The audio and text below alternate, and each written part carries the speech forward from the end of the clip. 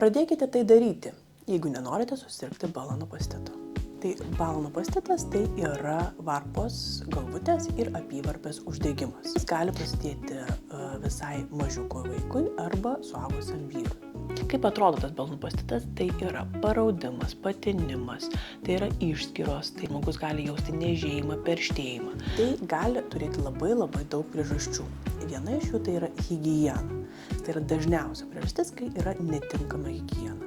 Ir ypatingai vaikams susijęs su sauskelnių dermatitu, su šutimu sauskelnėse, tai gali prisidėti ir balanopastitas. Jeigu mes kalbame apie suaugusios vyrus, tai nepakankama higiena, tai yra ta balonopastito priežastis. Kitas provokuojantis faktorius tai yra netinkama higiena, ta prasme, kad parenkamos netinkamos priemonės.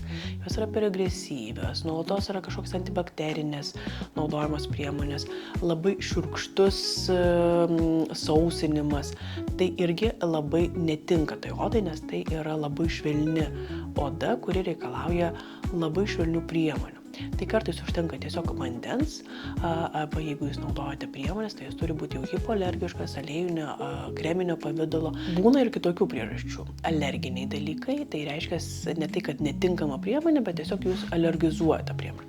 Tai gali būti ir skalbimo milteliai, lubrikantai, ir kremai, ir tamsus drabužiai. Tiesiog mechaninis dirginimas, trinimas, kuris irgi gali sukelti balonopastito požymius. Įgimti dalykai tai yra tiesiog siaura apyvarpė, kuri neleidžia tinkamai pasirūpinti higieną. Yra ir kitos priežastys, bet jos pasitaiko daug rečiau. Urologas arba gydytojas dermatovenerologas skyrė gydymą, dažniausiai tai yra vietinis arba priešgrybėlinis gydymas arba priešbakterinės gydymas.